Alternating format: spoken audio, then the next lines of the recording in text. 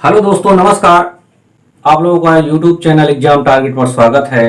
जैसा कि आप लोग सुन रहे होंगे कि सितंबर माह में शायद एसआई की भर्ती आ जाए, एसआई की भर्ती आ जाए और एग्जाम टारगेट चैनल पूरा एसआई का कोर्स विद इन टाइम के अंदर शुरू करेगा और टाइम के अंदर खत्म करेगा। और प्रयास रहेगा कि न्यूनतम प्रयास में अधिकतम रिजल्ट लाया जाए और आपसे आशा करेंगे कि आप हमारे साथ प्रयास करेंगे और आपसी से आप कमर कस लीजिए, क्योंकि एग्जाम टारगेट आप सभी को जीरो से हीरो तक पहुंचाएगी, यानी जीरो से हीरो बनाएगी अगर हमारे साथ आप कदम से कदम मिलाकर चलने का प्रयास करेंगे। और हम लोग पढ़ रहे हैं इस समय दक्षिणी अमेरिका महाद्वीप। दक्षिणी अमेरिका महाद्वीप में हम लोग कुछ चीजें पढ़ चुके थे। प्राकृतिक में नदियां पढ़नी और बाकी है, दो चार नदियों के बारे में हम लोग पढ़ेंगे, क्योंकि इंडिया है नहीं। इंडिया के बारे में आएंगे तो हम लोग छोटी से छोटी नदियों के बारे में पढ़ेंगे, सहायक नदियों के बारे में भी बहुत सारा पढ़ेंगे, क्योंकि इंडिया से सबसे ज्यादा क्वेश्चन हमसे आपसे पूछा जाता है। अगर जो पिछले दिन हम लोगों ने पढ़ा था, अगर आपसे पूछा जाए कि दक्षिणी अमेरिका महाद्वीप के कितने देशों से भूमध्य रेखा गुजरती है, तो आपका आंसर क्या होना चाहिए? इतने में आपके दिमाग में क्लिक कर देना चाहिए कि कितने देशों से होकर गुजरती है? 3 देशों से होकर गुजरती है। कौन कौन कौन से देश हैं? 3 देश हैं जहां से भूमध्य रेखा गुजरती है। इक्वाडोर, कोलंबिया और ब्राजील। कहां से? इक्वाडोर, कोलंबिया और ब्राजील से होकर भूमध्य रेखा गुजरती है। और दक्षिणी अमेरिका महाद्वीप से मकर रेखा गुजरती है। मकर रेखा दक्षिणी अमेरिका महाद्वीप के 4 देशों से होकर गुजरती है। कौन कौन से देश हैं? चिली। कौन कौन से देश हैं? चिली, अर्जेंटीना, पराग्वे और ब्राजील। अभी हम लोगों ने देखा कि ब्राजील से भूमध्य रेखा भी गुजर रही है और फिर देख रहे हैं ब्राजील से मकर रेखा भी गुजर रही है। इस तरह आप कह सकते हैं कि ब्राजील ऐसा देश है जहां से भूमध्य रेखा और मकर रेखा दोनों गुजरती हैं। अगर आपसे पूछा जाए कि मैगेलन जलसंधि किसको किसको जोड़ती है, कल हम लोगों ने देखा था ना कि मैगेलन जलसंधि किसको किसको जोड़ती है। मैगेलन जलसंधि इधर अटलांटिक महासागर, इधर प्रशांत महासागर है। अटलांटिक महासागर को प्रशांत महासागर से जोड़ती है और दक्षिणी अमेरिका महाद्वीप मुख्य भूमि को तिएरा डेल फ्यूगो से अलग करती है। कुछ चीजें हम लोगों ने पढ़ा था। अगर आपसे पूछा जाए कि सबसे ऊंचाई पर स्थित नौकायन झील कौन सी है, तो आपका उत्तर क्या होना चाहिए? टीटीकाका झील। कौन सी? टीटीकाका झील है, जो कहां पर स्थित है? बोल्विया और पेरू की सीमा। पेरू, बोल्विया और पेरू की सीमा पर टीटीकाका झील स्थित थी, जो सर्वाधिक ऊंचाई पर जहां नौकायन चलाया जाता है। अगर आपसे पूछा जाए कि संसार की सबसे ज्यादा ऊंचाई पर स्थित झील कौन सी है, तो थिसोसिकरू है। कौन सी? एशिया महाद्वीप जब हम लोग पढ़ने लगेंगे तो वहां देखेंगे सर्वाधिक ऊंचाई पर स्थित झील का नाम क्या है? थिसोसिकरू है। लेकिन अगर आपसे पूछा जाए सर्वाधिक ऊंचाई पर स्थित नौकायन झील, जहां पर नौका चलाई जाती है, नौका चलाया जा सकता है, तो वह कौन सी झील है? टीटीकाका झील है, जो बोल्विया और पेरू की सीमा पर स्थित है। इस तरह से हम लोग बहुत सारी चीजें कुछ पढ़ चुके थे। आज हम लोग नदियों के बारे में पढ़ेंगे। किसके बारे में पढ़ेंगे? दक्षिणी अमेरिका महाद्वीप की प्रमुख नदियों के बारे में पढ़ेंगे, जहां विशेषतः हम 4 नदियों के बारे में पढ़ेंगे। अगर आपसे कहा जाए कि संसार की सबसे लंबी नदी कौन सी है, तो आपका उत्तर होता है नील नदी। नील नदी संसार की सबसे लंबी नदी है और यह किस महाद्वीप में प्रवाहित होती है? अफ्रीका महाद्वीप में प्रवाहित होती है, जिसका उद्गम नीली नील और श्वेत नील के नाम से हुआ था। और सूडान की राजधानी खार्तूम में जब ये दोनों नदियां मिल गई थी, उसके आगे नील नदी के नाम से प्रवाहित होते हुए अंत में भूमध्य सागर में अपना मुहाना बनाती थी। यानी नील नदी संसार की सबसे लंबी नदी है। अगर आपसे कहा जाए कि संसार की दूसरी सबसे लंबी नदी कौन सी है, तो संसार की दूसरी सबसे लंबी नदी कौन सी है? अमेजन नदी है। अमेजन नदी है। कौन सी नदी है? अमेजन नदी है।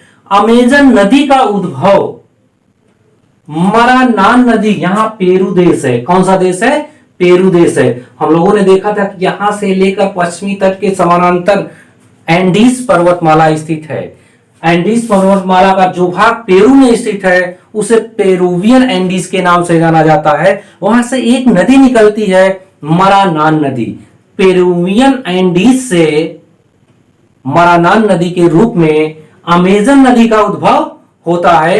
अमेजन नदी संसार की दूसरी सबसे लंबी नदी है। लेकिन अगर आपसे अपवाह क्षेत्र के आधार पर पूछा जाए तो संसार की सबसे बड़ी नदी कौन सी है? अमेजन नदी है। संसार की सबसे बड़ी नदी कौन सी है? अमेजन नदी है। किसके आधार पर? अपवाह क्षेत्र के आधार पर संसार की सबसे बड़ी नदी है, सबसे ज्यादा क्षेत्र का जल लेकर प्रवाहित होती है।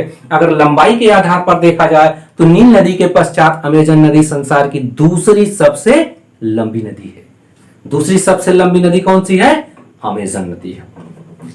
और अमेजन नदी की सबसे प्रमुख यहां से निकलती है आपकी कौन सी नदी? अमेजन नदी। और यहां पर आप देखेंगे मकापा है। कौन सा है? मकापा बंदरगाह है।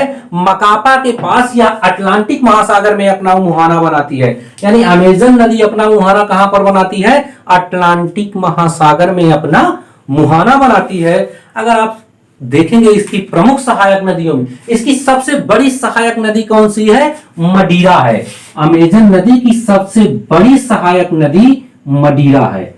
मडीरा अमेजन की सबसे बड़ी सहायक नदी है। अगर इसकी अन्य सहायक नदियों के रूप में आप देखेंगे तो बहुत सारी सहायक नदियां इसकी हैं। अगर आप इधर देखेंगे पुटामाओ, कौन सी? पुटामाओ, पुटामाओ, पुटामाओ कौन सी नदी है? पुटामाओ। जयपुरा, जयपुरा, निग्रो, पुटामाओ, जयपुरा। आप इसके बाएं तरफ देखेंगे नदी इस तरह प्रवाहित हो रही है, तो इसका ये बायां तट है, इसका ये दायां तट है। आप यहां देखेंगे तो पुटामाओ, जयपुरा, निग्रो, और इधर आप आ जाते हैं तो देखेंगे झींगू, अरागुइया इसकी प्रमुख सहायक नदियां हैं। इस तरह हम देखते हैं अमेजन की बहुत सारी सहायक नदियां, लेकिन प्रमुख सहायक नदियों में देखेंगे तो आपको कौन कौन सी मिल जाएगी? पुटामाओ, जयपुरा, निग्रो, झींगू, अरागुइया, ये प्रमुख सहायक नदियां हैं। और इसकी सबसे बड़ी सहायक नदी मडीरा है। इसकी सबसे बड़ी सहायक नदी कौन सी है? मडीरा है। इस तरह से आप कह सकते हैं कि अमेजन नदी एंडीज पर्वत से निकलकर अटलांटिक महासागर में अपना मुहाना बनाती है। यह संसार की दूसरी सबसे लंबी नदी है। संसार की पहली सबसे लंबी नदी नील नदी है और अपवाह क्षेत्र के आधार पर सबसे बड़ी नदी आपकी अमेजन नदी है।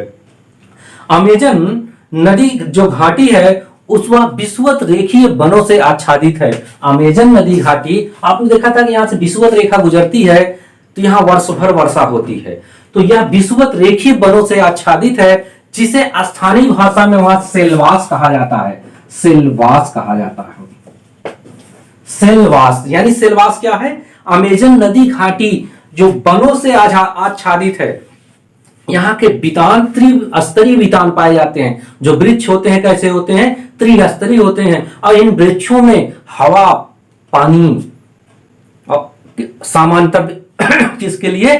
प्रकाश के लिए होड़ लगी रहती है। और यहाँ के वृक्ष काफी लंबे लंबे और सघन पाए जाते हैं। तो इन वनों को किस नाम से जाना जाता है? सेलवास के नाम से जाना जाता है। और इन्हीं वनों में जब हम लोग आप देखे होंगे हॉलीवुड की पिक्चर अनाकांडा, अनाकांडा सर्प जो है अमेजन वनों के में ही पाया जाता है। कौन सा?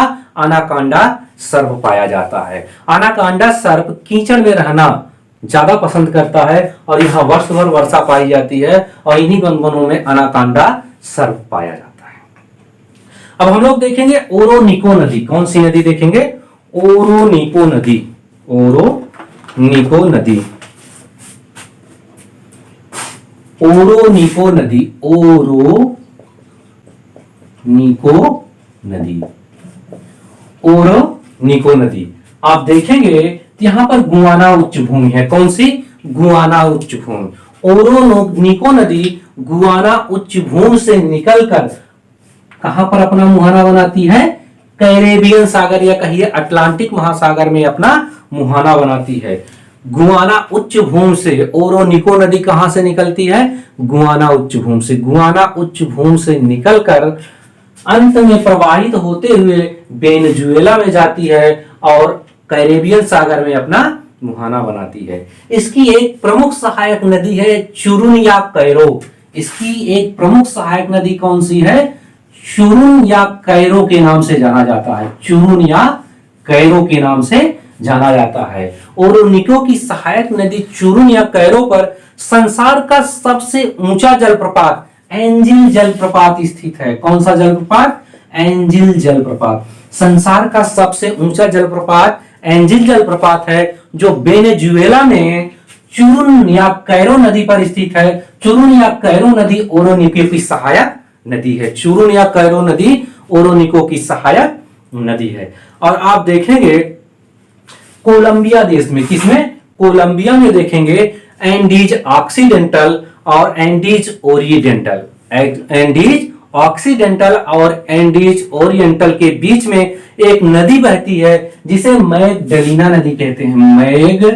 मैगडलीना या मैगडलीन नदी कहा जाता है। मैगडलीन नदी कोलंबिया में प्रवाहित होती है। कहां पर? कोलंबिया में प्रवाहित होती है। एंडीज ऑक्सीडेंटल और एंडीज ओरिएंटल के बीच भ्रंश में प्रवाहित होती है। किसमें प्रवाहित होती है? भ्रंश घाटी से होकर प्रवाहित होती है। जैसे आप भारत में पढ़ने लगेंगे तो नर्मदा और ताप्ती तथा दामोदर नदियां किसमें प्रवाहित होती हैं? भ्रंश घाटी में प्रवाहित होती हैं। सामान्यतः आप देखते हैं कि नर्मदा और ताप्ती भ्रंश घाटी में प्रवाहित होती हैं, क्योंकि प्रायद्वीपीय भारत का ढलान पश्चिम से पूरब की तरफ है। ज्यादातर नदियां पश्चिम से निकलती हैं, पूरब में बंगाल की खाड़ी में अपना मुहाना बनाती हैं, लेकिन नर्मदा और ताप्ती पश्चिम की ओर प्रवाहित होते हुए अरब सागर में अपना मुहाना बनाती है। साथ ही साथ दामोदर नदी भी भ्रंश घाटी में प्रवाहित होती है। ठीक उसी प्रकार मैगडलीन नदी कोलंबिया में एंडीज ऑक्सीडेंटल और एंडीज ओरिएंटल के बीच भ्रंश घाटी से प्रवाहित होती है। यानी भ्रंश घाटी से कौन सी नदी प्रवाहित होती है? मैगडलीन नदी प्रवाहित होती है। और अगर आपसे पूछा जाए कि ब्राजील और पराग्वे की सीमा पर कौन सी नदी प्रवाहित होती है? पराना नदी प्रवाहित होती है।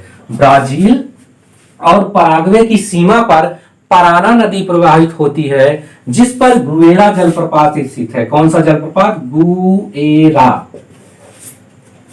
कौन सी नदी है? पराना। पराना नदी पराग्वे और ब्राजील की सीमा से प्रवाहित होती है और इस पर गुएरा जलप्रपात स्थित है। अगर आपसे पूछा जाए गुएरा जलप्रपात किस नदी पर स्थित है, तो कौन सी नदी है? पराना नदी है। और पराना नदी पर पराग्वे और ब्राजील की सीमा पर गुएरा जलप्रपात स्थित है। गुएरा जलप्रपात कहां पर स्थित है? ब्राजील और पराग्वे की सीमा पर पराना नदी पर स्थित है। इस तरह से हम लोगों ने दक्षिणी अमेरिका महाद्वीप के कुछ प्रमुख नदियों के बारे में पढ़े।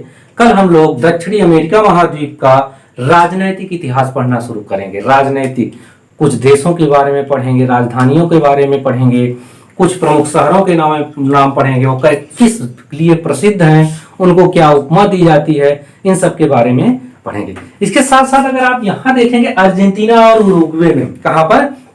अर्जेंटीना और उरुग्वे में शीतोष्ण कटिबंधीय घास, शीतोष्ण कटिबंधीय घास बहुत सारे क्षेत्रों में पाए जाते हैं। उत्तरी अमेरिका में, दक्षिणी अमेरिका में, अफ्रीका में, ऑस्ट्रेलिया में, बहुत सारे देशों में शीतोष्ण कटिबंधीय घास के मैदान पाए जाते हैं, जिन्हें अलग अलग देशों में अलग अलग नामों से जाना जाता है। जो शीतोष्ण कटिबंधीय घास कहां पर पाई जाती है? अर्जेंटीना और उरुग्वे। अर्जेंटीना और उरुग्वे में जो शीतोष्ण कटिबंधीय घास पाई जाती है उसे पंपास के नाम से जाना जाता है। किसके नाम से जाना जाता है? पंपास के नाम से जाना जाता है।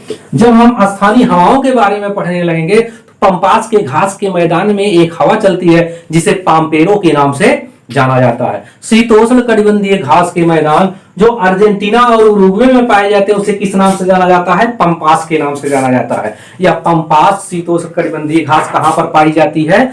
दक्षिणी अमेरिका महाद्वीप में, या आप कहेंगे अर्जेंटीना और उरुग्वे देश में पाई जाती है। इसी तरह की शीतोष्ण कटिबंधीय घास के मैदान उत्तरी अमेरिका महाद्वीप में पाए जाते हैं, जिसे प्रेयरी के नाम से जाना जाता है। किसके नाम से जाना जाता है? प्रेयरी के नाम से जाना जाता है। दक्षिणी अफ्रीका में उसे वेल्ड के नाम से जाना जाता है। ऑस्ट्रेलिया में डाउन्स के नाम से जाना जाता है। न्यूजीलैंड में कैंटरबरी के नाम से जाना जाता है। जापान में क्वांटो के नाम से जाना जाता है। रूस में स्टेपी के नाम से जाना जाता है। कहां पर? रूस में स्टेपी के नाम से जाना जाता है। इस तरह से प्रमुख घास के मैदानों के बारे में आपसे पूछा जाता है। जब हम जलवायु पढ़ने लगेंगे तब हम इसको अच्छे से पढ़ेंगे और बार बार इसका नाम हर महाद्वीप में लिया जाएगा और ये रट जाना चाहिए आपको। चलिए, ओके, धन्यवाद, पढ़ते रहिए, कल फिर मिलेंगे, नमस्कार।